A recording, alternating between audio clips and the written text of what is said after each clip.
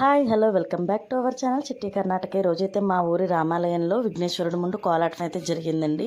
ఆ వీడియో అయితే నేను యూట్యూబ్లో అయితే పెడుతున్నాను, చూసి ఎలా ఉందో లైక్ చేయండి.